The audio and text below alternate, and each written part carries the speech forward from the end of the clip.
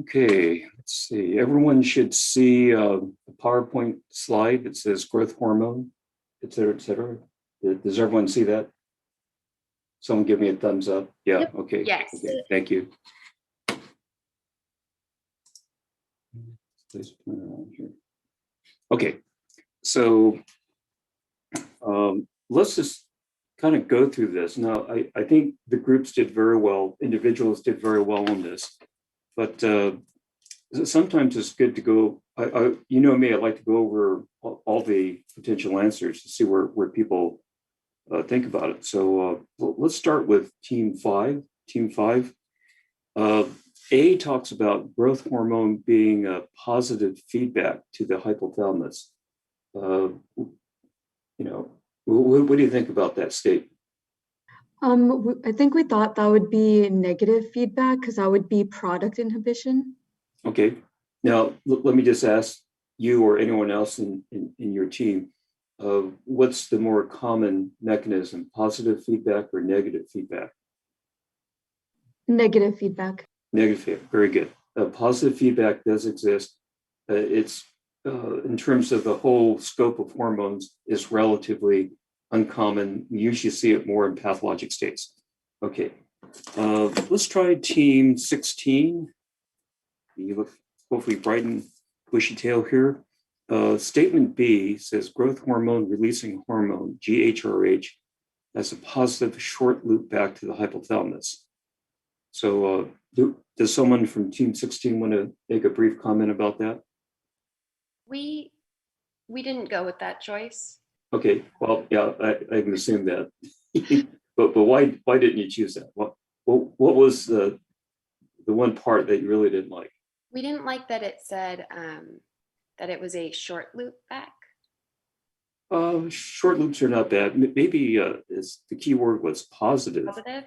Positive again, because again, I want to emphasize positive feedback tends to be uncommon. So whenever you see positive feedback, you got to really stop for a second and say, okay, wait. Now, is this one of those rare exceptions?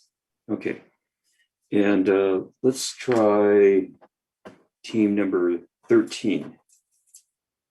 13, why don't you look at answer C, talks about growth hormone releasing hormone. So yes, we did choose answer C because we knew that we figured that growth hormone was stimulated by growth hormone releasing hormone, and we in particular chose C over B because it specified that the hypothalamus has the releasing hormone, which affects the anterior pituitary, which is in line with what we learned about how releasing hormones work. Okay, I think I didn't hear the first part. Maybe. Oh, sorry. I think the first part you said you didn't think the statement was correct, or you think the statement is correct? Oh, we chose C. Yeah, okay, so we think C is correct. I think maybe I'm still asleep. Okay, and then someone from group 20, are you with me? Can you make a comment about answer D? Can you hear me? Yeah, go ahead. Yeah, so answer D we didn't go with because we know that somatostatin is an inhibitor of growth hormone. Okay, that's good. So it's wrong because it doesn't stimulate, it inhibits. Yes. Okay, good. So let's now this is the graph that's in your pre-read, and you know when you look at all this feedback loop stuff, that's a negative, a negative, a negative, a negative, negative, and there's only one positive, and that's the growth hormone releasing hormone, and that's very commonly what we see. There's only one or two routes of stimulation, and the rest are feeding back in a negative feedback mechanism. So that was a taking point. The releasing hormone is the stimulator. Okay, let's go to question 2. I think almost everyone got this one right. So let me take group one. Group one, can you quickly tell me what you think about answer A, group 1. Hi. That's we just know that growth hormone receptors are almost on every single cell type. Okay. Yeah, that's the main point we're trying to make here. We're trying to say a false statement that it's limited to just 2 tissue types when it's almost every tissue type in the body has a receptor for growth hormone. Okay.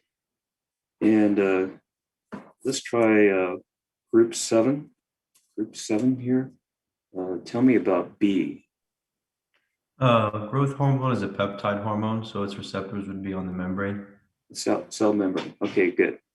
And let's see. Let's try, I think we had got C as the answer. D, well, C and D, if it's not one, it's probably not the other. And let's try group 10. Group 10 here. Okay. Regarding C? No, let's jump to E. Oh, okay. So the growth hormone causes lengthening of the bone at the growth plate until puberty is over. So Right.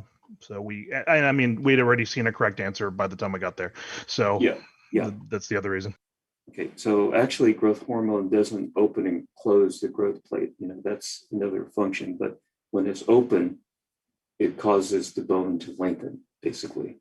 Okay, so that's one of the big effects in children. Growth hormone is, that's why it's called growth hormone, right? Because they're growing like crazy. Any questions about question 2? I tried to make that one pretty straightforward.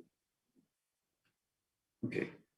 This is just a different cartoon than what's in your pre-read, just to emphasize growth hormone uses this second messenger JAK stat. In no way, shape, or form am I going to ask you exactly how this mechanism works, but just know that JAK stat is involved in growth hormone, and it's also involved in prolactin.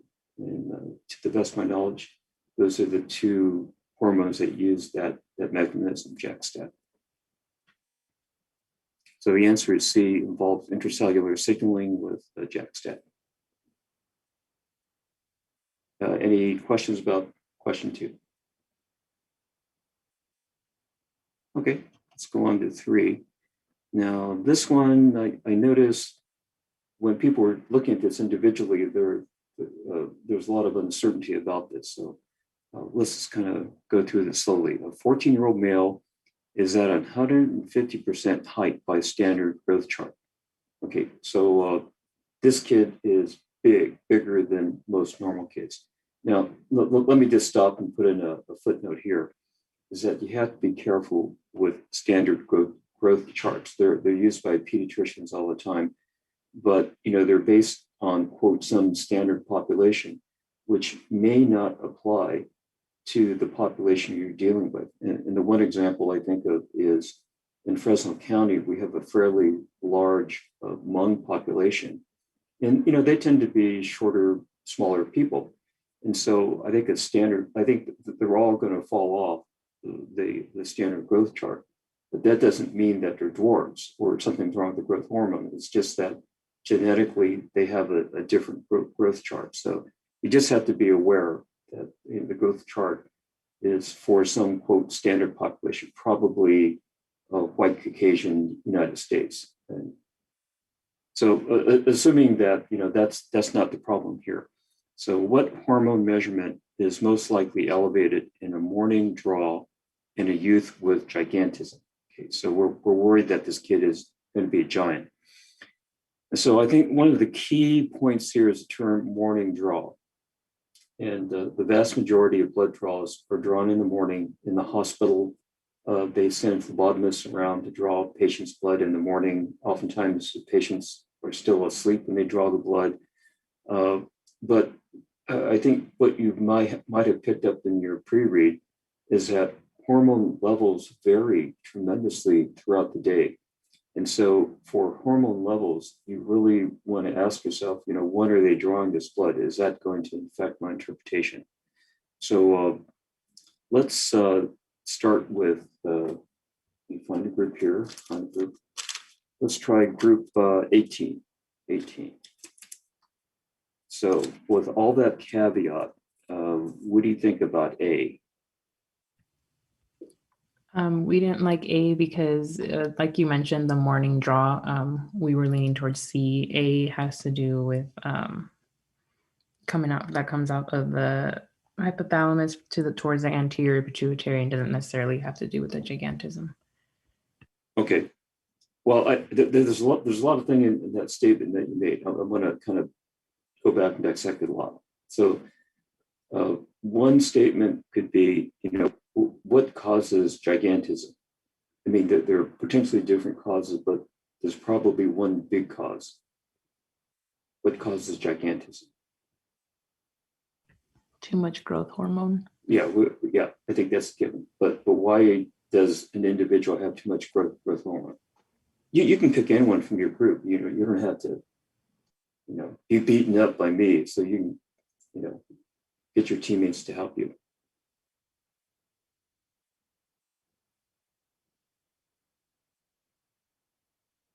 Well, I mean, the reason I kind of ruled out growth hormone releasing hormone was that activates growth hormone, but that can change throughout a 24-hour span versus Right. the blood levels of IGF-1 are fairly constant and could be a better measure through the blood from lab data.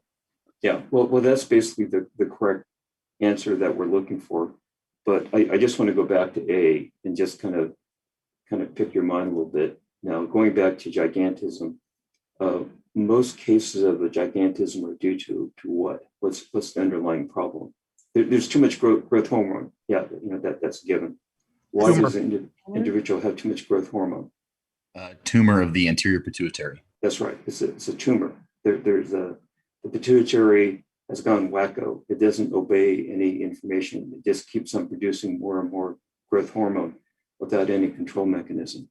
So usually it's pituitary tumor or adenoma that causes that gigantism. Okay, another thing to be thinking about, this was not really talked about much in the pre-read, is what are the levels of growth hormone releasing hormones? Are they kind of like something that's really easy to measure, or is this something that's really in picograms kind of area, really tiny amounts? I'll just open to anyone. Anyone wants to chime in? Is this like grams per deciliter, picograms? It's probably picograms. Picograms. The hypothalamus acts or releases it to the anterior pituitary, which acts as like a expander or amplifier. So the anterior pituitary is what releases most of the hormones, in my opinion. So it should be picograms. Yeah. I think that's a good point to make. That the anterior pituitary, in some ways, amplifies the message coming from the hypothalamus. But I think in terms of just general biology, usually the levels of releasing hormones are very minuscule. And, if you're in a situation where, you're wondering what this is, your friendly neighborhood lab is not going to be running this test. This requires a special esoteric lab that can measure this. Okay.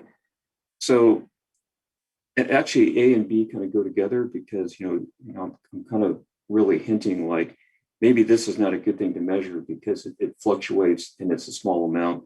There's probably more growth hormone, but I think someone else already mentioned that, well, growth hormone is still going to vary throughout the day, but maybe insulin growth factor from the liver is going to be more constant, and that's a better thing to measure. Another take-home message, not really dealing with this question, but in general, is that insulin growth factor is one of the major effects of growth hormone. Growth hormone, though there are receptors on most tissues, a lot of the effects of growth hormone, especially in adults, comes about because it activates the release of insulin growth factor 1. And that's, is what is driving what growth hormone does in adults. So we have thyroid releasing hormone, TRH, and we already know from the correct answer that that's all messed. The anterior pituitary is already neoplastic, and it's probably not responding or releasing this. And somatostatin, we know that decreases the activity. So we have the correct answer, C. So let me just point this out. This is measuring a growth hormone using really accurate measurements over very short intervals. And there are two things to point out. One is over the entire 24 hours, there's a big peak when you're asleep. And so if you take a morning draw here, it's always going to be low. The other thing to point out is it's pulsatile. And this is an area that we're still learning a lot about, is that a lot of hormones aren't just secreted at a normal rate. They're coming out in pulses, like a pulsar star. And that apparently has a lot of impact on how the body responds to hormone that is coming out in pulses. And again, the science is catching up. This is something that was discovered probably a few decades ago, but perhaps it's just the way of measuring is very difficult. And again, the cartoon here is just to emphasize a growth hormone has receptors on the liver, which produces IGF-1, which goes to the rest of the body. Oh, and also just want to put in a few words about gigantism. When I was in medical school, we had what they call grand rounds, where they would bring in a patient, and they give the medical student a few minutes to talk to the patient and examine the patient. And then they have to present the patient before all the faculty that show up to the meeting. And they have to say what they think the diagnosis is. Well, this one grand rounds I went to, the patient walked in and like everyone kind of gasped because this kid was like, 7'5" tall. And I think everyone knew right off the bat what the diagnosis was. And so it was very much like this picture. And the other thing I'd point about this picture is it's exaggerated because I'm pretty sure the photographer used a wide angle lens that was elevated. So he's sort of like looking down on the teenager, and the wide angle lens distorts it. So the mom looks a lot shorter. But I did see other pictures taken at different times of this youth. And he really, is a good, foot and a half taller than his mom.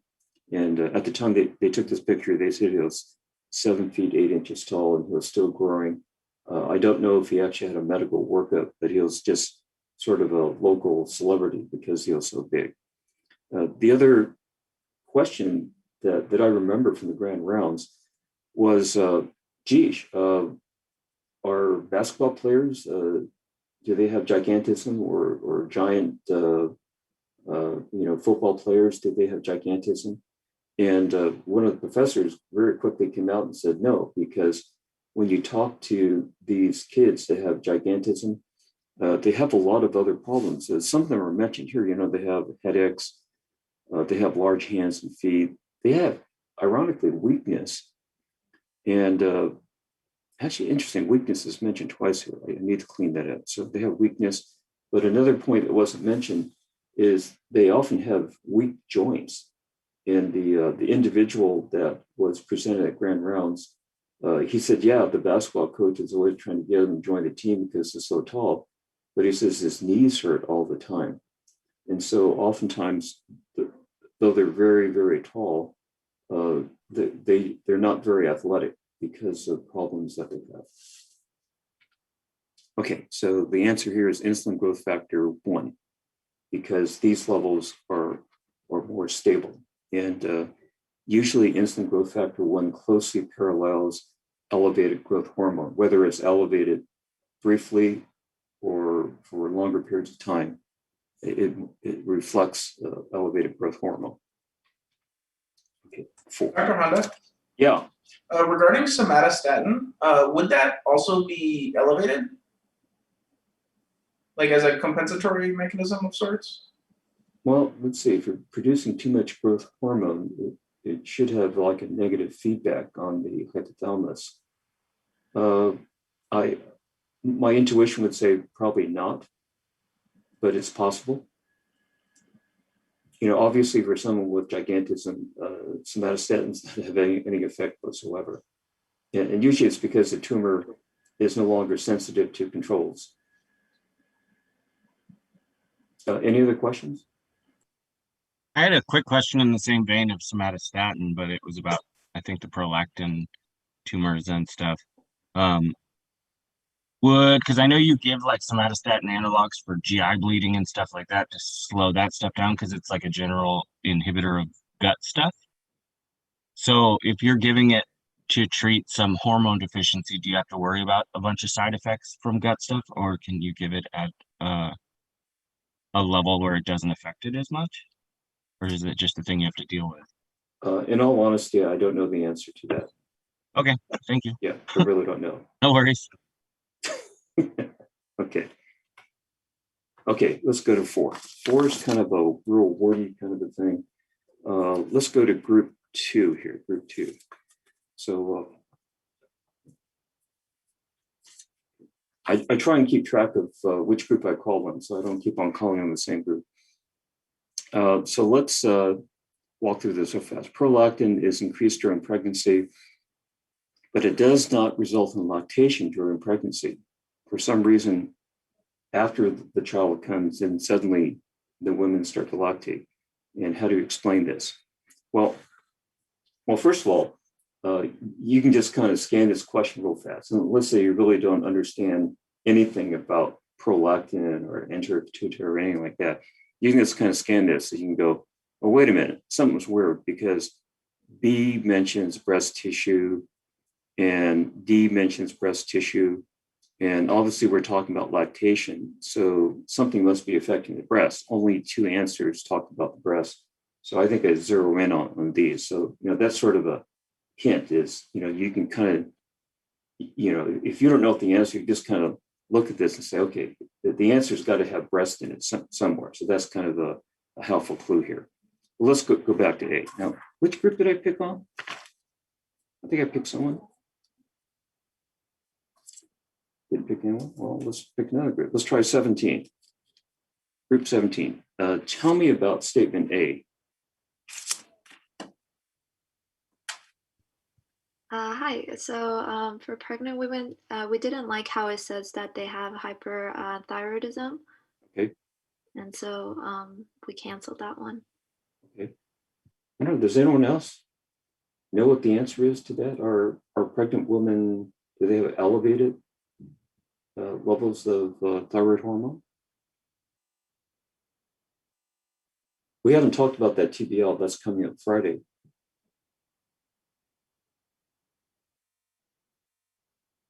I would say, in sort of a broad general term, I think statement A is correct in that pregnant women probably are slightly hyperthyroid.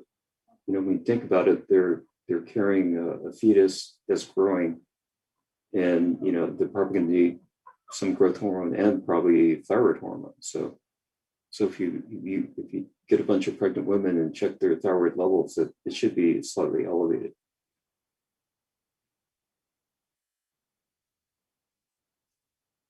But nonetheless, let's kind of dissect this. The reason I threw this distractor in is because we do know that TRH does involve prolactin in kind of an obtuse way. I'll show a diagram, but A is not correct. Okay, so let's try B here. Let's try group 19. I'm going to go after the higher number of groups here. Group 19. What do you think about that answer? I'm sorry, were you asking about B or about A? No, B. I'm just putting A off to the side. Yeah, no worries. Yeah. So we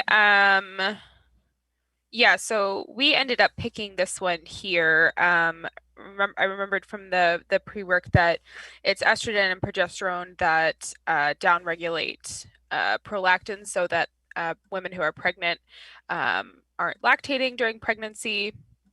So this one made the most sense. It also included the breast tissue component as well, which was important since we're talking about lactation. Okay. Plus, we're talking about they're not lactating, so something's been toned down somehow, and it uses the term down regulates.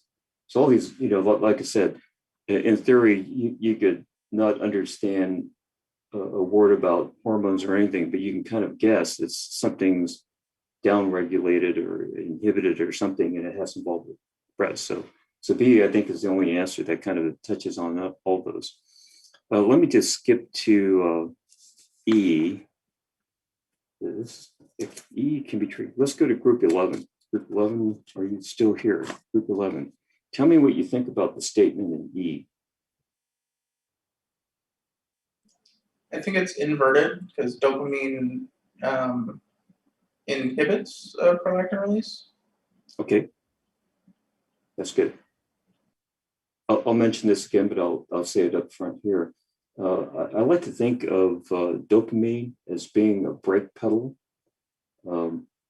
This is sort of counterintuitive. We usually think of the hypothalamus stimulating the anterior pituitary to make something. In this case, it's the hypothalamus is telling the anterior pituitary, don't make something. It's acting like a brake pedal. And I really don't know. I tried to find out if pregnant women really do have elevated levels of dopamine. And my guess is that's highly variable. You know, if a woman's under stress, they may have lower levels of dopamine or vice versa. I'm not sure, but I'm sure dopamine levels do vary among pregnant women. But I don't think the first part of the statement is necessarily true. I don't think all pregnant women have elevated dopamine levels. But your statement about what dopamine does to the anterior pituitary, that's the main take-home message. Think of it as the brake pedal. Okay, so here's the cartoon from the pre-read. During pregnancy, we got prolactin is pumping out here, getting the breast tissue going. But estrogen and progesterone are coming from the placenta. But even though they're high levels, they're not doing anything because prolactin is down-regulating all the receptors that they're trying to stimulate. Now, once the baby is born, the placenta is no longer there, it's been expelled. So we don't have estrogen and progesterone anymore. So the receptors are no longer down-regulated. And now prolactin can do its job and start producing large quantities of milk. And, I mentioned, hyperthyroid female. And the reason I threw that question in is because TRH, we know in some circumstances can stimulate the anterior pituitary to produce prolactin. There is one slide in the pre-read that kind of jumps again. It talks about hyper and hypothyroid patients and what that does to their prolactin levels. So I think you probably just skimmed over that because we haven't talked about the thyroid effect. But this is why hypothyroid can cause increased levels of prolactin. Because when you're hypothyroid, the hypothalamus detects that there's not enough thyroid hormone floating around. So it's trying to tell the pituitary, hey, make more thyroid hormone. So it's giving this positive impulse. And it also affects the lectotropes. There's some overlap in the receptors. So the TRH also goes with lectotropes. And these patients that are hypothyroid can have the effects of elevated prolactin levels. Not all of them. It's just for some of them. Dr. Honda? Yeah. So you're saying that a patient who has hyperthyroidism can have elevated prolactin, but No, it's really hypothyroid. They have very low levels of thyroid hormone, and the hypothalamus, senses that there's not enough thyroid hormone because the patient's hypothyroid. There's something wrong, let's say, with the thyroid gland. It can't produce thyroid hormone, and so the hypothalamus senses there's not enough thyroid hormone in the blood system, and it starts sending this message. But in the reverse scenario? Yeah, the reverse is not always, it doesn't work that way. I think if you go back and look at the previous slide, it mentions that hyperthyroid doesn't quite fit this. Yeah, that was what I was asking about. Yeah, no, hyperthyroid doesn't fit, but hypothyroid does fit this model. But in the event of hyperthyroidism, so the opposite case, yeah, you won't always see elevated prolactin, but you can. That is a true statement. Because of this hyperthyroid, the hypothalamus senses there's too much thyroid hormone. It shuts down production of TRH. And you would think you'd have low levels of prolactin. But actually, some people have kind of looked at this in small studies, and they actually found out they don't know why, but some hyperthyroid patients do have elevated prolactin. Okay. They don't know why. Thank you. Yeah, unfortunately, we develop these models. We think we understand it, but then when you go and measure in patients, it doesn't always fit your model. And I don't know why it works for hypothyroid patients, but it does not. The inverse doesn't work. Okay, so the answer is B. Placenta secretes estrogen, which down-regulates prolactin receptors on breast tissue. Okay, that's kind of a long, circuitous answer. Okay, let's try and go through some of these more quickly. 5, I think everyone got this correct. Let me just, instead of going over each of these steps, one by one, let me just kind of go to where this question came from. It came from 2 figures that were in the pre-read. I just want to emphasize this, that, if you ever can't remember what ADH does, you just have to remember this graph. The levels of ADH, or here they call it vasopressin, it's the same thing, vasopressin or ADH. It's a somewhat linear relationship with plasma osmolarity. If you can just remember this graph, that will help you to understand a lot of what ADH is doing, because if plasma osmolarity increases, so does ADH, and vice versa. Plasma osmolarity goes down, ADH levels go down. And this table tells you sort of the big factors that stimulate and inhibit ADH production. And of course, I just mentioned serum osmolarity, and that's what this graph is all about, serum osmolarity. And also decreased serum osmolarity inhibits the production of ADH. So these first 2 items here are shown in this graph. Now, these other things also kind of fit in here. Probably if you memorize the first 3 or so, that will get you through this test. So stimulating factors for ADH, increased serum osmolarity, decreased extracellular fluid volume, increased levels of angiotensin II. We'll get to that in another TBL. Inhibitory effects, decreased serum osmolarity shown in the graph. Ethanol is kind of thing they put in your back pocket. Alpha adrenergic agonist. And then on the DSA coming up, which is a really, I apologize for the DSA coming up on Thursday. It's really a kind of too much information. I'm sorry. It's too much information, but parts of it you've already had in other courses. So I'm just trying to put it together. So if you ever need to review all of hormones, it's in the DSA. This DSA is kind of unique because they do have a section talking about atrial natriuretic peptide, ANP, which is kind of a new topic. And when you read this DSA, I would recommend you pay close attention to the slides talking about ANP and its cousin BNP. Okay, so the answer is there. If you know the graph, increased plasma osmolarity stimulates ADH. Now, when we're talking about antidiuretic hormone, I think you've had some of this already in renal. Does that ring a bell? Because I looked at some of your pre-read for renal, and some of these terms were mentioned. I'm assuming they were mentioned, and I don't know if they tested you on it. Everyone's got that blank look, like I need more coffee. Right? Okay, so just bear with me through this. So one interesting thing about ADH, or one way to help you remember, are the 2 extremes of ADH. When you don't have any ADH versus when you have too much ADH. So that's why we'd like to introduce the pathologies, because they just help nail it on the head what ADH does. So diabetes insipidus is when you have too much or too little ADH. Just anyone, their weight. Too little. Too little. Okay. So diabetes insipidus means you absolutely have no ADH or very little ADH or not enough.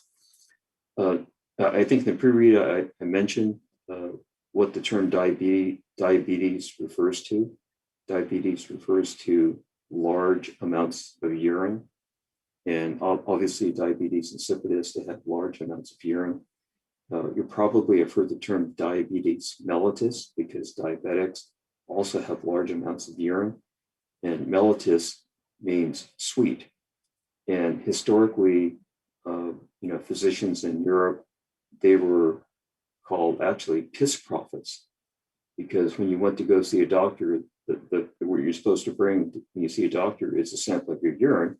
And believe it or not, what they say is doctors will stick their fingers in the urine and taste it. And if it tasted sweet, they go, I know what's wrong with you. You have sweet urine, diabetes mellitus. And of course, they just from the signs and symptoms, they can figure out it has to do with sugar. Well, on the flip side, some doctor in England was doing the same thing. He was, tasting the patient's urine and said, well, this patient has a lot of urine, but it's not sweet. And the term he used was, it had no taste or insipid. So that's where this term comes. This is a lot of urine, but it's not sweet. It has no taste to it. So that's what they mean by diabetes insipidus.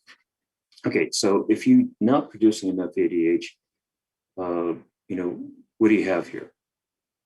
Okay, so basically to write this question, I just went back to this graph here, which summarizes what a patient presents with if they have diabetes insipidus. So the main things is they have lots and lots of urine, and they have it, their thirst mechanism is intact, so they want to drink water constantly. And so I have this cartoon, you want to drink water all the time.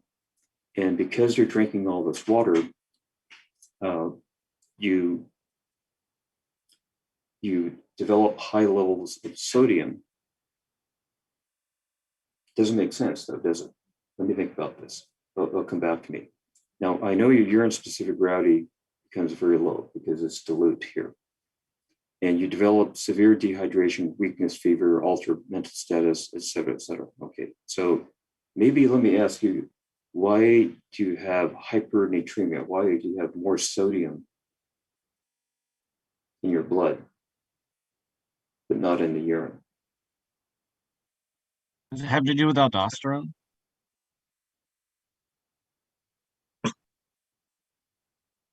Anyone else? I have to admit, I'm having a moment here. I think I need some coffee too. You have volume contraction from the aquaporins, which don't allow sodium to be excreted. So you're losing water, but holding on to sodium. Okay, yeah. So I think the point is sodium and water go hand in hand. Where the water goes, sodium goes, and vice versa. Does that sound correct to you? Hey, you guys took renal, not me, right? I'm sorry. So you're losing the water, but the sodium hasn't left, is what that's right. Yeah. Or it becomes concentrated because you're losing so much water. The sodium's becoming concentrated in your blood. How's that? I don't know. Dr. B, do you want to chime in on that? Or I'm not sure if he's listening or not. Kind of, sort of, because I recognize the font here. What is the problem? How do you explain hypernatremia in diabetes insipidus? Yes, it is. It has to do. It has to do with where actually the ADH acts. Okay. And it just cannot close the cannot open the water reabsorbing channels. Right. So water's not being absorbed. So water's relatively lost at a higher rate than, while as all the sodium reabsorbing mechanisms are intact and they come earlier on. Plus, the body is tricked to think that because you're losing weight, the body is trying to preserve the volume through sodium retention. Okay.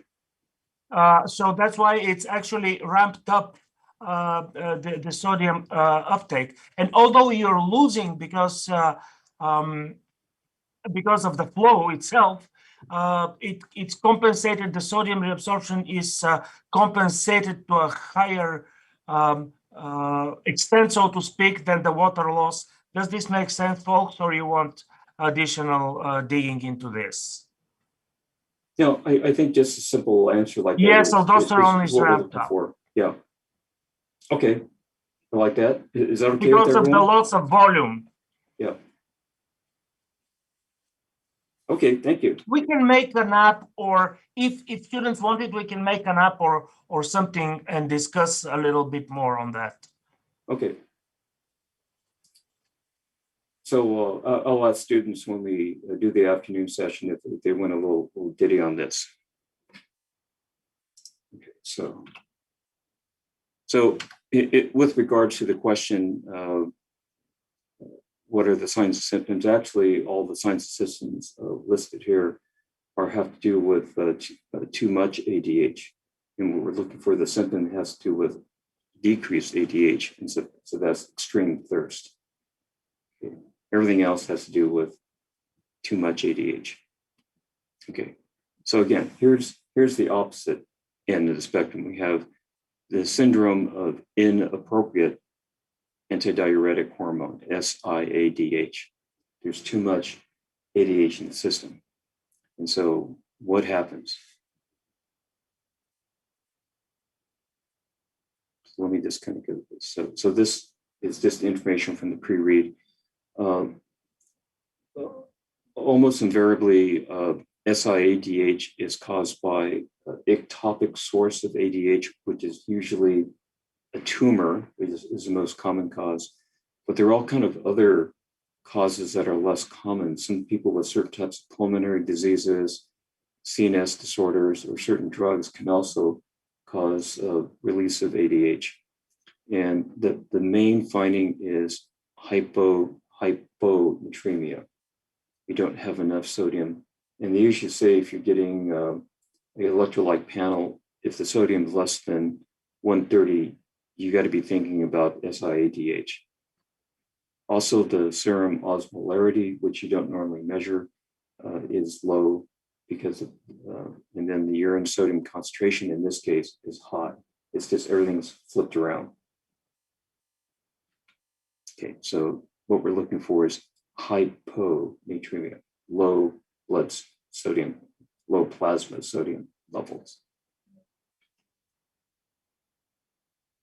Okay, so I think Dr. B mentioned, what is the actual effect of ADH?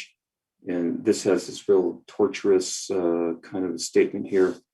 Let me just kind of go to what the big slide is. This is a slide that you want to study very carefully and be ready to answer any variation of questions.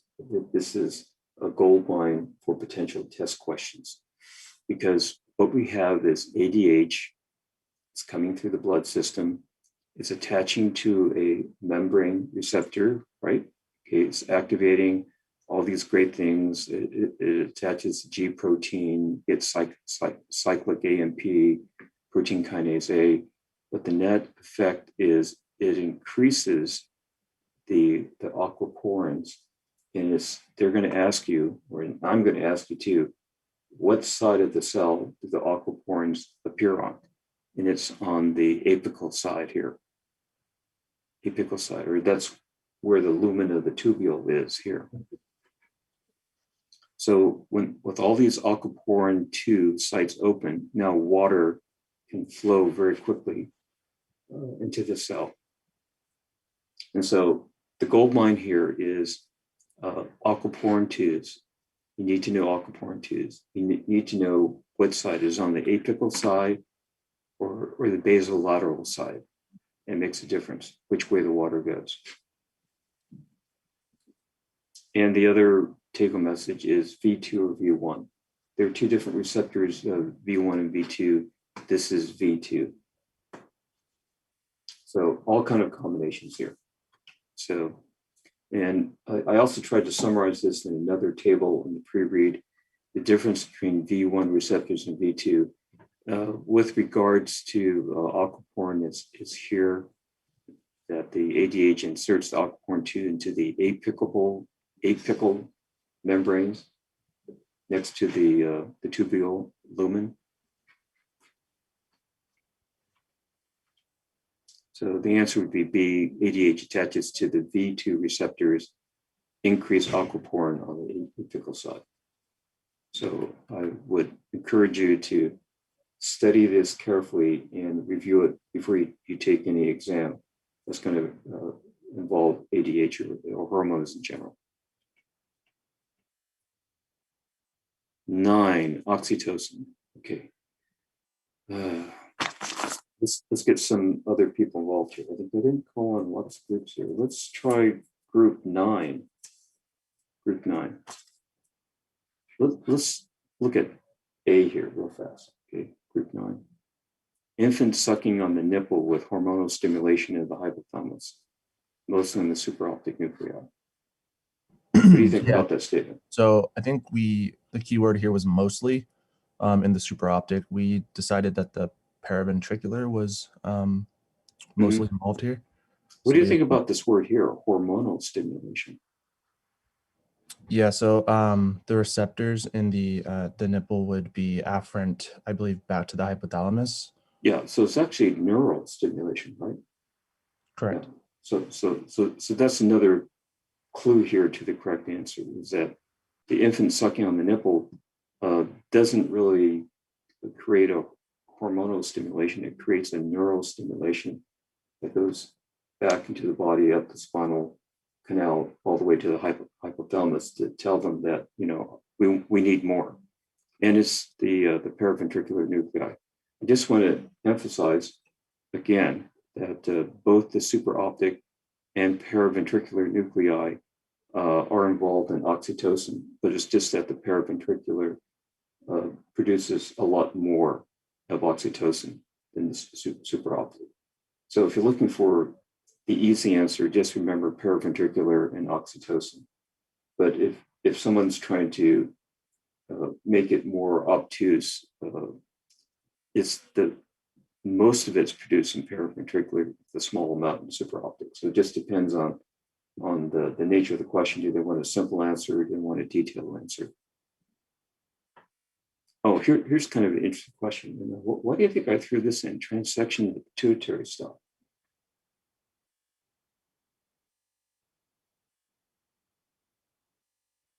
Where is the oxytocin made, actually? In the posterior pituitary? Well, it's released from there. It's released from there, but where is it actually synthesized? I just want an easy answer. In the hypothalamus, In and the then it hypothalamus. travels down the infundibulum and Okay. it waits to be released. Okay, let me just add one more word. Is in the hypothalamic neurons, the body of the neurons. So your statements are basically correct. I just want to refine them a little bit. So again, oxytocin is made in the neuronal bodies within the hypothalamus. The product is made up there and the product travels all the way down the axon. And as you said correctly, it's released in the posterior. Okay, so what happens if we chop off the pituitary stalk? Is the hypothalamus still going to produce oxytocin? Just anyone?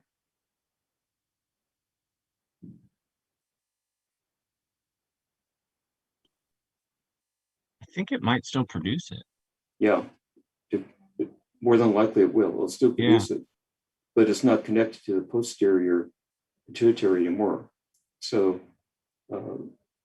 so the question is, it's producing it. Can it release it still? And I don't think. in any appreciable amount. I don't think so. Okay. It goes back to the anatomy of the neurons that are making either oxytocin or ADH. That the primary release site is in the herring body or the terminal axon. But just want to emphasize again, there are herring bodies up and down the axon. So even though you transect the stalk, there's still some axons there with herring bodies, maybe not as concentrated as in the posterior pituitary. So there still is a mechanism that could release some ADH and oxytocin when it's stimulated appropriately, even though it's not connected to the posterior pituitary. Okay, so that's why that thing is there. Well, I think we'll go over that one more time. So here's the famous cartoon, the baby sucking on the nipple. And the way the message gets back to the hypothalamus is through afferent nerves here. Notice you don't see any hormones going back to the hypothalamus here. It's all through the nerves. So that's the answer here. And then 10, we'll go over this real fast. Now, this is something I thought was interesting, is that usually our discussion of oxytocin kind of ends with the baby sucking on the nipple. But then if you go to the bricks, they have this long discussion about the other effects of oxytocin. And so I wanted to include at least one slide that tries to summarize all that. Oxytocin has receptors in the brain, and it's involved in human behavior. Apparently, there's a whole body of literature where people are studying oxytocin and behavior. And apparently, a lot of psychotic disorders have varying levels of oxytocin. So there's a lot of interest in oxytocin in psychiatry. So the answer here should be straightforward: a bonding between nursing mother and breastfeeding infant. So this is material from the pre-read. The cartoon just emphasized that oxytocin receptors are in key locations in the brain involved with things such as fear, anxiety, aggression, love, anticipation, social rewards addiction. So these are all things that psychiatrists are very interested. This is sort of what makes humans human beings. Oxytocin. But the obvious thing that we recognize is that when a mother nurses her infant, the body is producing oxytocin, and that is also going to the brain, creating a bonding effect. And then here are all these other. I make this nice comment about does your TBL group have high oxytocin levels? If we have high cooperation. Okay, so that's the answer I'm looking for. And, okay, I'm sorry I went way over time here. Let's take at least a 15-minute break. Give you a chance to get a cup of coffee, whatever, relax. So let's be back at 9:45. We're doing shallow acapella. All right. Tell me something, girl. Are you happy in this modern world? Or do you need more? Is there something that you're searching for?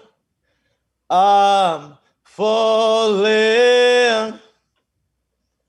And in the good times, I find myself longing for change. And in the bad times, I feel myself. Tell me something, boy. Aren't you tired trying to fill that void? Or do you need more? Ain't it hard keeping it so hardcore? I'm falling.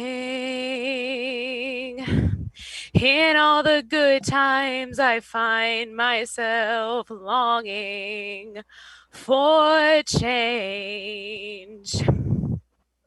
And in the bad times, I fear myself. I'm off the deep end, watch as I dive in. I'll never meet the ground.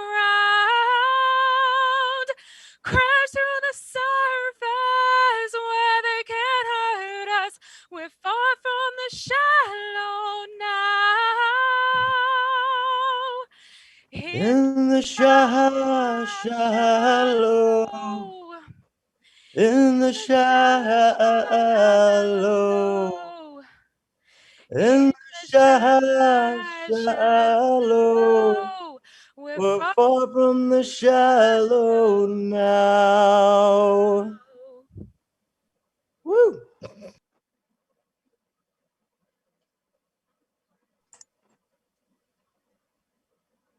That was amazing. Brought tears in my eyes. Just Literal chills. wow. You guys did awesome. That was amazing. Thank you. It was I'm just kidding. It was awesome.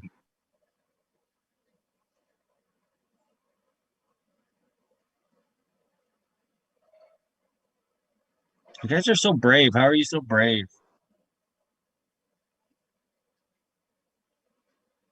I mean, I was a theater in high school, so Exactly. How are you so brave?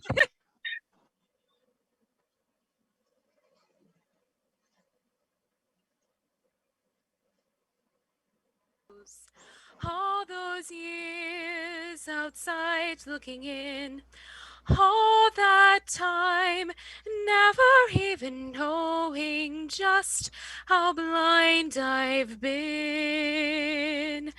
Now I'm here blinking in the starlight. Now I'm here, suddenly I see. Standing here, it's all so clear. I'm where I'm meant to be. And at last I see the light. And it's like the fog is lifted. And at last I see the light. And it's like the sky is new. And it's warm and real and bright. And the world is somehow shifted. All at once, everything looks different now that I see you. All those days chasing down a daydream. All those years living in a blur. All that time never truly seeing things the way they were. Now she's here, shining in the starlight. Now she's here, suddenly I know. If she's here, it's crystal clear. I'm where I'm meant to go. And at last I see the light. And it's like the fog is lifted. And at last I see the light. And it's like the sky is new. And it's warm and real and bright. And the world is somehow shifted. All at once, everything is different. Now that I see you. Now that I see you.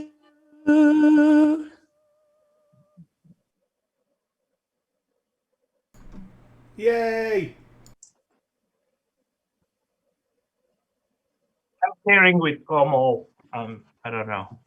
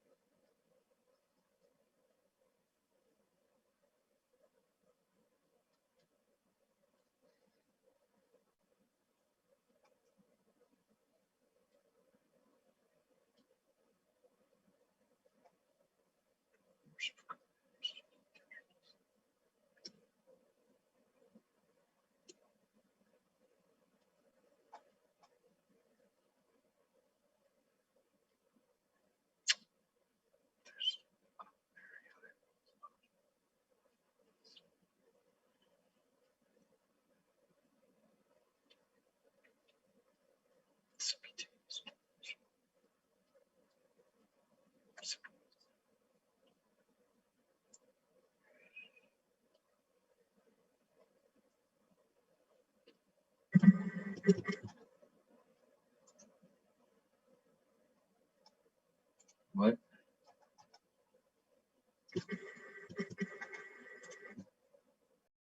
And I thank you for that. So let's send you to your break rooms, and after you get there, we'll start the application. This application, instead of going back and forth, doing one application at a time, we're going to try something. At least for me, it's new. I'm going to give you all 4 applications at once. So I'll give you plenty of time to let your team go through these. So you have plenty of time to go through them. And then after you've gone through all of them, then we'll come back and then we'll start to go through one by one.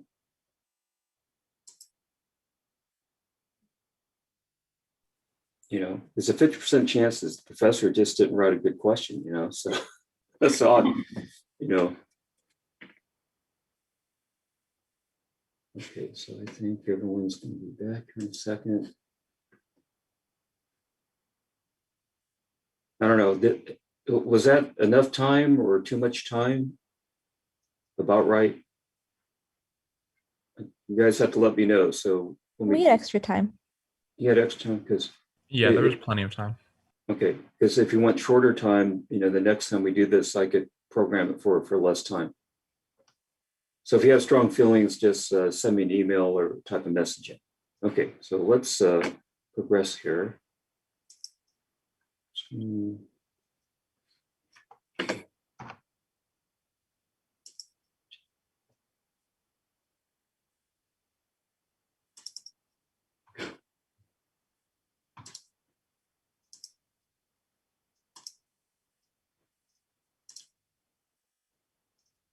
Okay, so you should see a screen that says a 23-year-old soldier. You see that? Someone give me a thumbs up or something. Yes. Okay, good. So this is kind of a tricky question, but I think I promised you that I would give you a question or two about the stalk, pituitary stalk being transected. And so this is the first try at this, and this is kind of a doozy here. So a 23-year-old soldier has a head injury and she has a workup and her pituitary gland is viable as far as I can tell, but they think the stalk is transected. And what might she develop? Okay, so let me just kind of dive into this for you here. Okay, let me put on my pointer here. Okay, so I think one way to approach this kind of a question is look at the answers. And so one symptom could be uterine cramping. So you have to ask yourself, well, what have we studied so far that could cause uterine cramping? One would be too much oxytocin, because that causes constriction of the uterine smooth muscles. Hyponatremia, that could be due to high levels of ADH. Acromegaly, again, high levels of growth hormone, which, as a reminder, you may not really be able to measure in blood, but the other IGF-1 can be measured and that's going to be elevated, but it's due to elevated growth hormone. Galacturia, you have too much prolactin, or gigantism is the same as acromegaly, too much growth hormone. So you kind of lay this out And then you have to ask yourself, okay, now that here are all the suspects in the lineup, if we transect pituitary stalk, what should we expect? Well, the first thing to think about is, okay, which ones are anterior, which ones are posterior? Because if it's anterior and you transected the stalk, you've lost your communication between the hypothalamus and the anterior pituitary. So let's see. So oxytocin and ADH, those are anterior or posterior? Posterior. Posterior, thank you. And growth hormone and prolactin, are those anterior or posterior? Anterior. Anterior, okay. So using this kind of logic then, if we cut the stalk, there's no communication, there's nothing to tell the anterior pituitary to synthesize these items, these should decrease, right? But remember we talked about prolactin being a little bit different. Prolactin is the pri here. And prolactin has an inhibitory effect from the hypothalamus. And so if you lose that connection, it's no longer getting dopamine. And then the anterior pituitary has this baseline it wants to produce prolactin at a natural steady rate. And so we've removed the brake. So that's why you're getting too much prolactin. And a female would develop prolacturia. She's producing milk in her breast. Now, we would not expect an increase on the posterior because, again, the nerve's been transected. Now, I keep on emphasizing that you can probably still get some oxytocin and ADH being released into the body, but it's not going to be increased. So just thinking this out stepwise, the answer should be D. So let's see. So here's that diagram that kind of points to how everything works here. Now, prolactin is one of those rare ones that is a positive feedback, but it's unique in that it doesn't have anything that's a releasing hormone from the hypothalamus. It just has a brake. It has dopamine, a neurotransmitter of all things. So this is being released, and that's the brake. It's telling the anterior pituitary, don't make prolactin. So if you transect the stalk, you don't have that braking mechanism anymore. So the answer should be D, prolacturia. So any questions from the class? Can I ask about how much the balance is struck? Obviously, the break is the most important part, but can I ask about how much the balance is struck to TRH there? How much does TRH actually affect it? Like, it's included in the chart. Yeah, but, so no, that would be cut. There's no TRH stimulating the anterior pituitary anymore. Most people think TRH is probably more of a minor effect relative to dopamine. I think that's what you're asking. The relative effect of TRH. Yeah, to yes, dopamine. exactly. Yeah, I think TRH is a minor effect. We also saw, and I've seen as a soldier too, that like especially posterior head trauma could lead to either diabetes insipidus or syndrome of inappropriate antidiuretic hormone.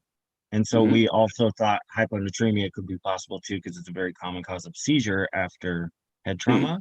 So Okay. we thought that might be, because it just said what's possible, or the question said something like that. Okay. What might you do? Thought it was one. I think that's a good point.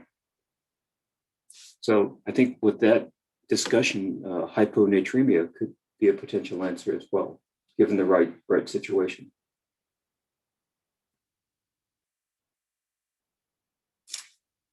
One could guess that even if pituitary stalk is transected, that the nuclei of the hypothalamus can still produce some ADH, but it's not increased.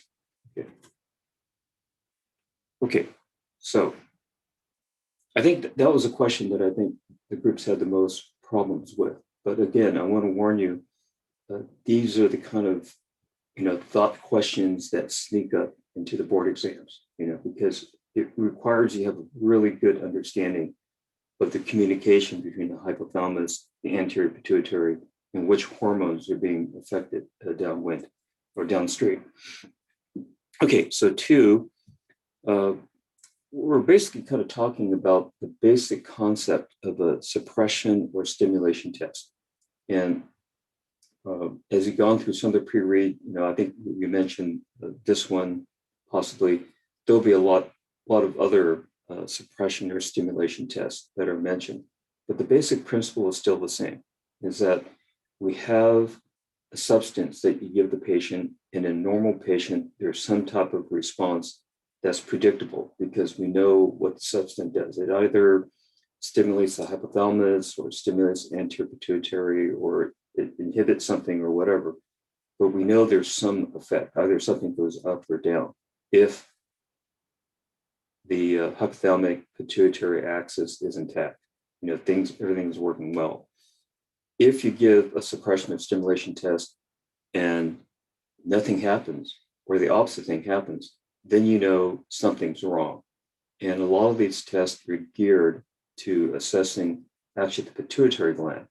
And so if we're, in this one here, the question is, we're looking for a defect. We're looking for something that doesn't make any sense. And if we find that defect, then we know something's wrong with probably the pituitary gland. So just to kind of run through this, let's get some participation here, okay? Just to keep everyone on edge here. Let's start from the top. Group one. If I stuck an IV in you and stuck in a hypertonic saline solution, it's concentrated saline, and then I took measurements of your ADH over the next hour, would you expect the ADH to go up or down? Group one.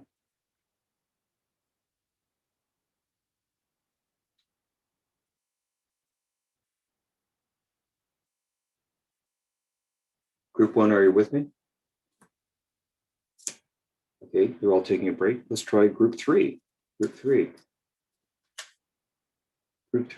If I stuck an IV in you, stuck in hypertonic saline, and then measure ADH levels over time, would you expect the ADH level to go up? Yes, it would go up because you're going to want to retain more free water because your plasma osmolarity is going to increase. Yeah, I keep on talking about that graph where you graph ADH levels against serum osmolarity. It's sort of a nice straight line upward slope kind of thing. So if you increase your osmolarity by increasing the saline concentration, you're going to get increased ADH. Okay, and just jumping ahead, the opposite is true. If you put in like pure water, which you would probably never do, but in this case, let's just stick in water without any salts, that's hypotonic. You're going to dilute out the electrolytes in your system. You're going to dilute out, the number of molecules, the osmolarity. And so you're going to get a decrease of ADH. So these two are complementary findings. Now we have this one here. This is something that I would volunteer for. Put an IV in me and just put alcohol into me to see what happens. That sounds like a good experiment to volunteer for. Okay, would you expect ADH to go up or down? Just anyone. To go down. It'll go down, yeah. So that's normal. So the first three are all normal. Now here we have the same thing again. We put in a hypertonic saline, but now in whatever test subject we have, there's no change. Something is wrong. This should have gone up. So therefore, we can deduce something is probably wrong with the anterior pituitary, or something's interfering with the axis somewhere down the line. And so this kind of testing, like I said, it's done for many different hormones, and it's a way to kind of test if an endocrine gland is really working or not. So again, here's the famous graph: plasma osmolarity versus ADH or vasopressin. It's just a nice linear thing here. And so this is where most of us are right now. Our osmolarity is somewhere around 290, and our body is keeping that tightly controlled. So we're roughly about here, and our ADH level is probably around 5 or something like that. So you stick in a hypertonic solution, and we increase the osmolarity, so therefore ADH increases. We stick in a hypotonic solution, we dilute out the sodium and other electrolytes, and so we become hypotonic, and so ADH level suddenly drops. So that's what this graph is all about. And then the hypertonic saline here would be here. We've increased this serum osmolarity, but there's no change. So we know this patient here, something is wrong because they've fallen off this line. Something's not working. Okay, so that's the answer D. Okay, so going back to my favorite experiment, they stick an IV in you and they give you alcohol. So what happens to your urine after consuming alcohol? Who wants to take a stab at this? You get increased urine output and it'll be diluted. Okay. Now, what's the one word explanation, or 2 words explanation? Less ADH. Less ADH. Okay. So there's actually, I found kind of a lot of old research on this topic. And I'm just wondering if all these graduate students lined up to participate in these studies. But one study had individuals consume 26 grams of alcohol. And I looked that up. That's roughly like 12 ounces of beer. I don't think they gave them beer for this experiment because you're adding another variable. You're adding solution, so more fluid. And so probably they actually just gave them pure alcohol without much solution to dilute it. So you give an individual 26 grams of alcohol, and what they did is they measured blood alcohol, and it of course shoots up high, and then it slowly comes down over time. And also the body's excreting urine, so the urine alcohol peaks and then it slowly comes down. But here's the thing, here's the take-home message here. You consume this alcohol and suddenly your urine flow increases. Boom. And so I'm, in all honesty, I'm not really a beer drinker, but people tell me that when you go out for beer, it's sort of like everyone lines up at the bathroom. Is that true? Yes. Okay. Once you break the seal. Yes. You break the seal. I'm sorry. Yeah, I think I read that term. You break the seal. So you go into a beer party, everyone has a good gulp of beer here, and then suddenly you have all this urine coming out here. So again, that's probably because ethanol is inhibiting ADH production, where you have low levels of ADH, which means you start producing more urine. And it took me a while to find this study, believe it or not. Usually people just say, well, ethanol decreases ADH, but I'm trying to find a study, and I finally found this one done in New Zealand, of all places, where they actually gave subjects 75 grams of ethanol, which is actually 3 12-ounce containers of beer, or again, they probably just gave them, pure grain alcohol, not this volume. But they actually measured the ADH, and sure enough, after drinking that much alcohol, their ADH level drops, and then it slowly recovers over time. Now, I've had people make some statements about this. In all honesty, I don't know if it's been proven true or not. But one statement is that the ADH and the increased volume of urine, dilute urine, explains why people get hangovers. Because essentially, people that consume alcohol, going on a binge or something, they've actually dehydrated themselves because they've lost so much water. And the dehydration that gives you a hangover or a headache, after a night of drinking. So that's what people say. It sort of makes sense, but whether that's really the true cause, or is brain actually working directly on neurons in the brain, I'm not really sure. Now, the other thing that I've heard people say, and again, I'm not 100% true. I'm not 100% sure if this is true, but hypothetically, if you're lost in the desert and you have a can of water or you have a can of beer, what should you drink? Water. If you're in the desert and you have one container of beer and one container of water, which one should you drink?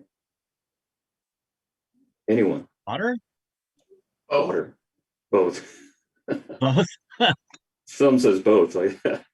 So, what would happen if you drank the beer? You'd lose a lot of your water since you're Yeah. excreting more urine. Yeah, because you're going to drop your ADH and you're going to lose water and you're going to concentrate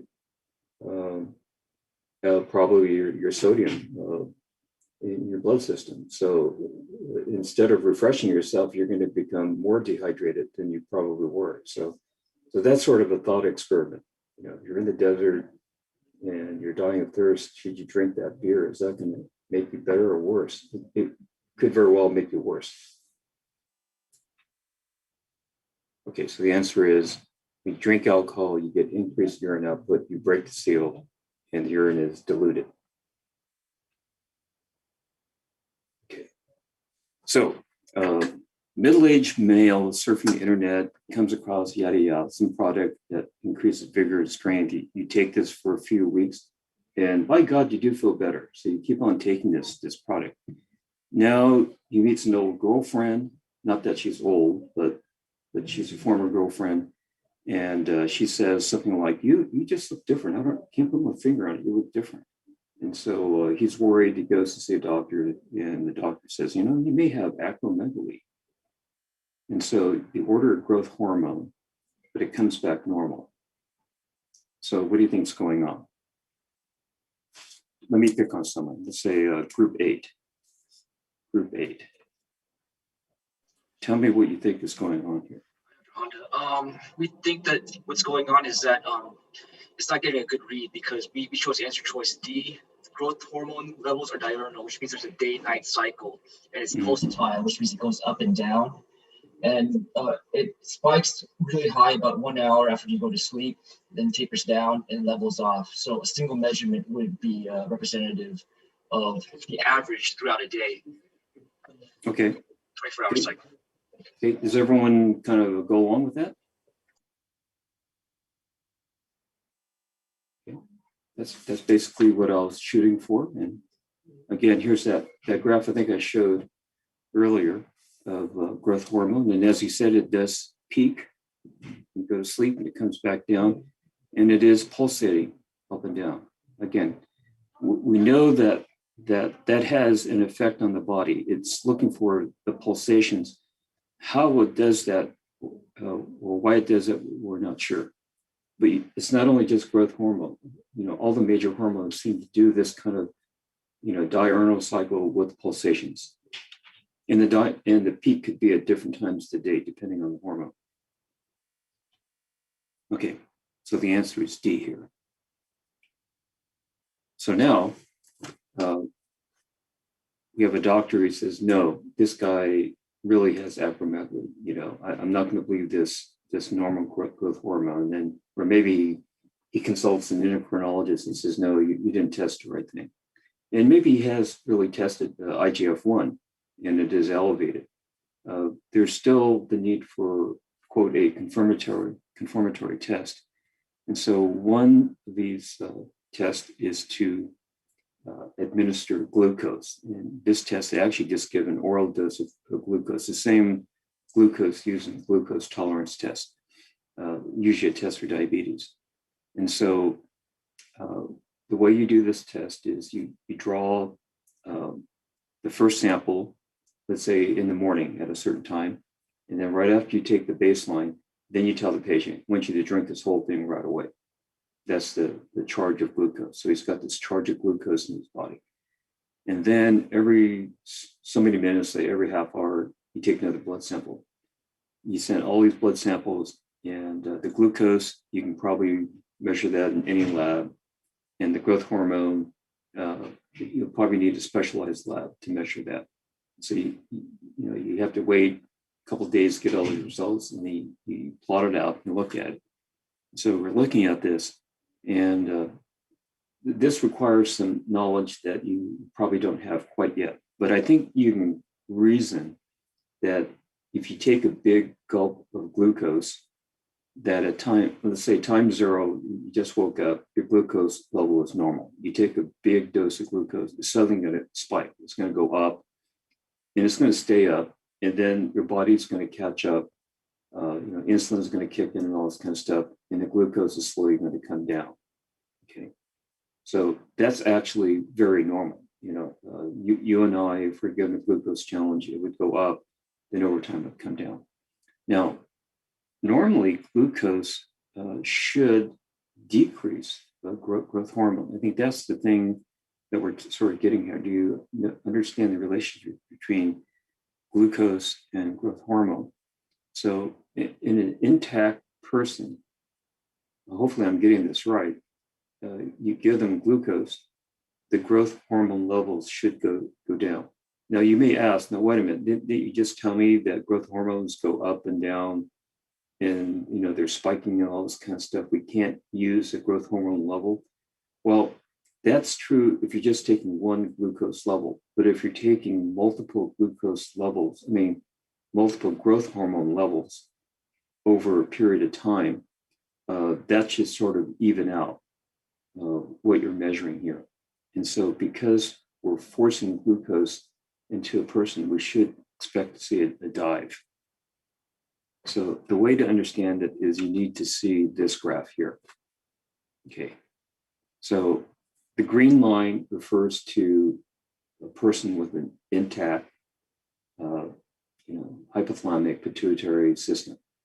And then we have here on the red line is a patient with acromegaly. There's something wrong with their pituitary gland that's making too much growth hormone. And so looking at glucose on the left, the patient with acromegaly has the same response as any normal person. You give it a dose of glucose, it goes up, it plateaus, and it comes down. So there's no difference between a normal person and someone with acromegaly when it comes to glucose. But if we look at the right-hand graph, this is looking at growth hormone. Now, in this particular case, this individual has an elevated growth hormone, this for the sake of argument. Now you give glucose, and let's look at the green line first, the green line over here, green line here. This is a normal subject. So this is what you would expect is you have, 10 is sort of like the normal range of growth hormone. You give glucose and suddenly it takes a nosedive and it stays low. Then after an hour and a half, then it suddenly rebounds up, okay, because the glucose is now being removed from the system. And the person with acromegaly, in this particular case, already has an elevated growth hormone. And you give glucose and it doesn't come down. It just stays there. Now, this red line could also be down here, because we always talk about the growth hormone could be normal in someone with acromegaly. You could have normal readings here, but the main thing is you don't see a drop. So this red line could be here, it could be here, or it could be down even here like that. But no matter where that red line is, you give glucose, it doesn't drop. So that tells you that something is wrong with the anterior pituitary. It's not reacting like it's supposed to. And acromegaly, most cases is due to a pituitary adenoma, which does not respond to stimulators or inhibitors like normal pituitary. So that's what that was all about. So this question is somewhat unfair because it assumes you have an understanding of what glucose does to you normally, and you have an understanding of the relationship between glucose and growth hormone. But the main point is you have to understand what glucose does to growth hormone. If you don't see that effect, then that's a big clue that something is wrong. Have I tortured you enough with that? Just the right. I'm sorry, was there a question? No, we're good. You're good. Okay. Oh, and if you ever do a search on the internet for growth hormone, there are gobs and gobs and gobs of all kind of products. A lot of these are herbs or whatever. And my understanding is some of these herbs really do increase growth hormone. And so I think maybe this is something you may want to read about on your own later. And in your patients in the future, you may want to ask them, like, what herbal remedies are you taking? Are they taking some of this stuff? And in this case, our hypothetical patient was taking this for years and years and years and actually creating a disease in himself. And again, in the TBL, there are 4 slides that go into a lot more detail about growth hormone and carbohydrate metabolism, and discussions about feast and famine states, and et cetera, et cetera. And that's going to be really gone over in the TBL 5 with Dr. B. In fact, he asked me originally to remove those slides, but it was too late. I'd already put them on Brightspace, and he said, just leave them there. So if you want to get ahead of the game, you can go back and look at those 4 slides and really concentrate, and they'll put you ahead of the game, because then he'll tell you how it fits into the whole scheme of things. Okay, so the answer was A, normal pituitary responds to elevated plasma glucose by decreasing growth hormone levels. Since this patient had no change in growth hormone levels, this patient's pituitary is abnormal. Okay. Now, last question. We'll try and go through this quickly so you can skedaddle and have an early lunch. So basically what we're talking about here is how to make someone hypervolemic. So if you're giving someone IV fluid, you give them, let's say, a whole bolus of IV fluid, let's say 1 liter or 2 liters all at once, and you immediately measure their ADH, something's going to happen. We're talking about increasing a patient's volume, and because it's an isotonic solution, it should not change the osmolarity in the patient.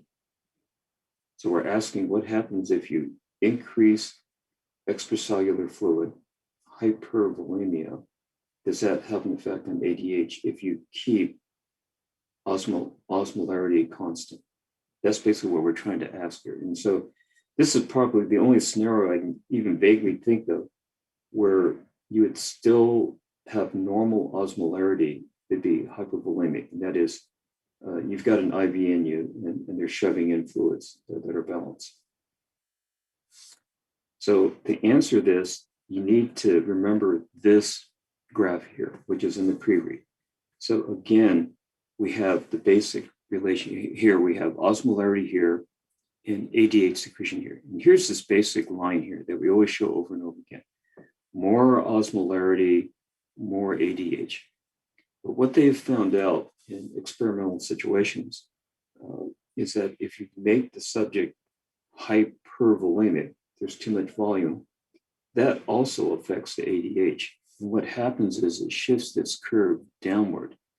And so if we had a line here at normal, let's say, roughly 290 is where we want to be, and this is our ADH level.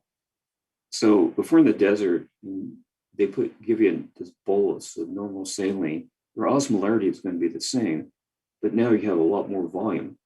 The way your body responds is it drops the amount of ADH it's producing. And so you can go back and think about, okay, let's think about what happens if someone drinks alcohol. Their ADH drops and they have to break the seal. They have to go out and urinate like crazy. So that's probably what's going on here, is that if there's no change in osmolarity, you've added a lot of fluid, ADH drops, and that makes the more urine output that's dilute because you're trying to get rid of fluid. Okay, crazy. Now, the other scenario is probably more clinically relevant over here.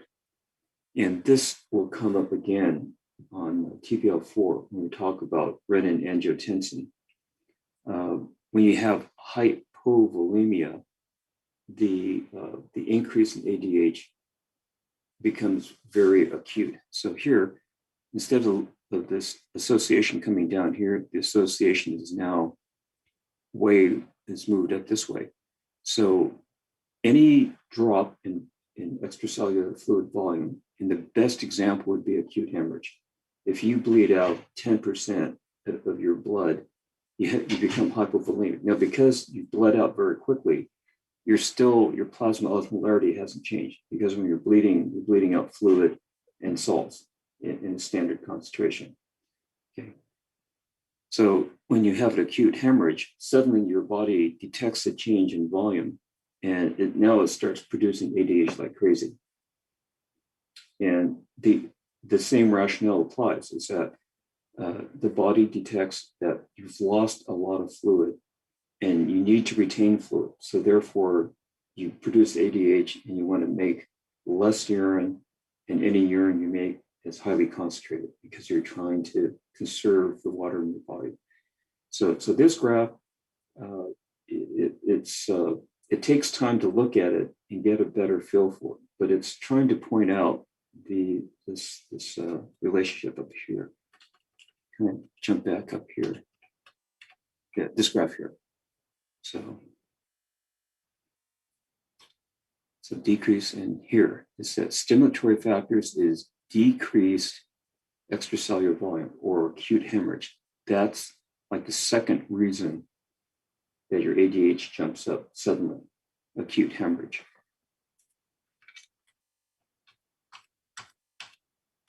Dr. Honda. Yeah.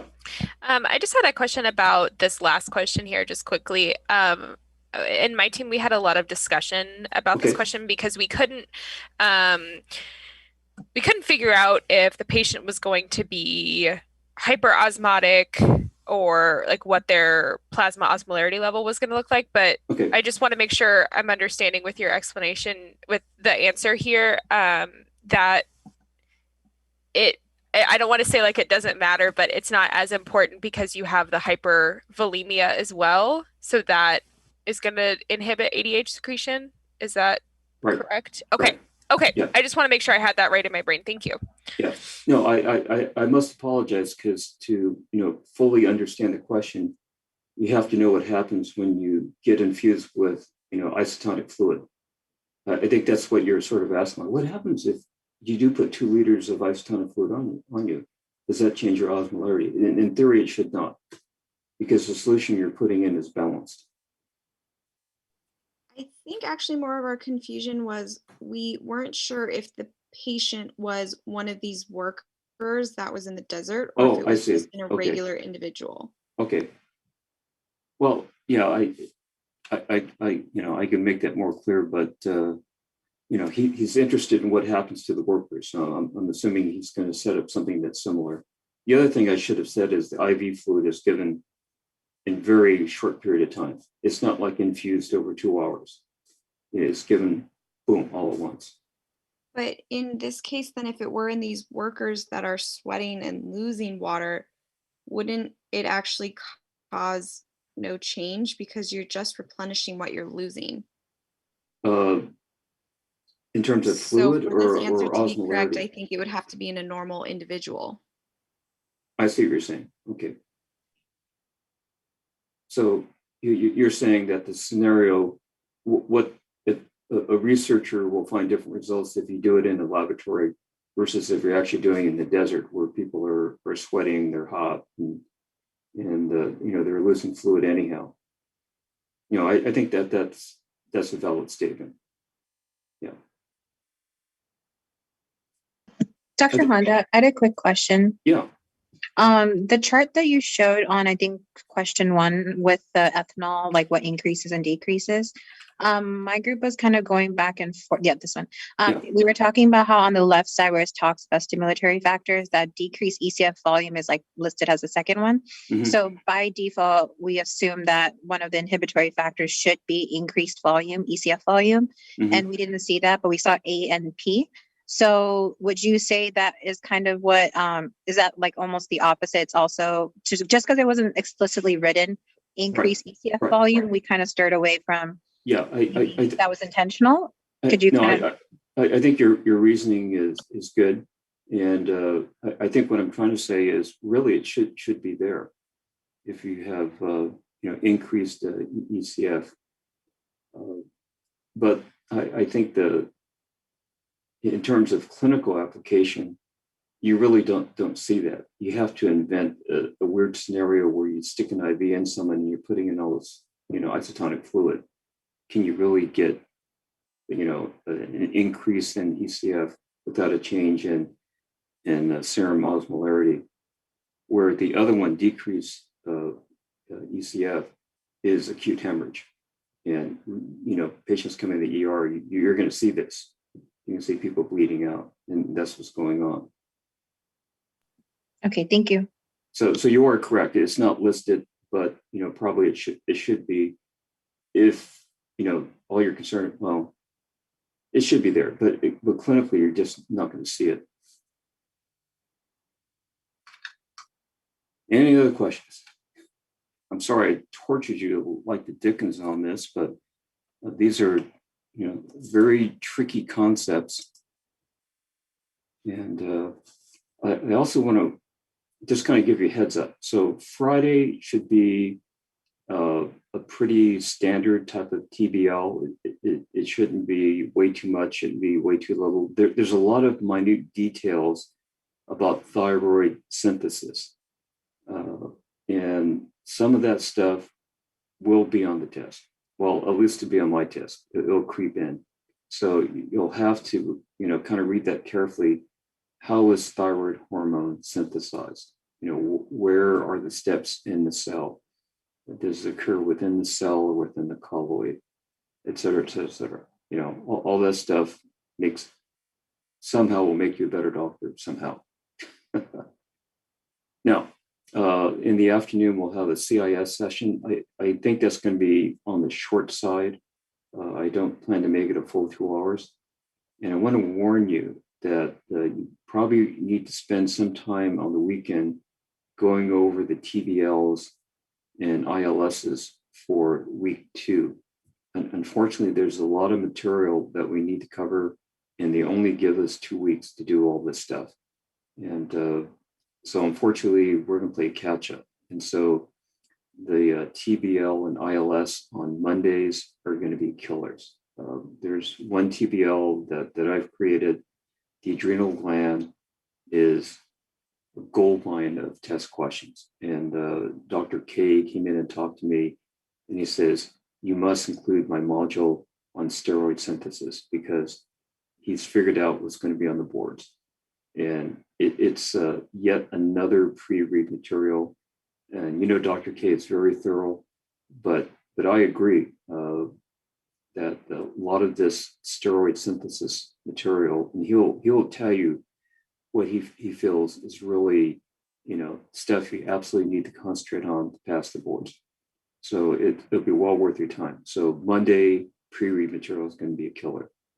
And then Dr. B and Dr. K are going to work together on TBL 5 and 6 to cover carbohydrate metabolism. That's basically insulin and countermeasures like glucagon. As I mentioned several times, growth hormone is going to be thrown into that mix along with cortisol. And so there are a lot of things going on all at once in TBL 5 and 6. But again, Dr. K has done this many times, and he will zero in on the concepts.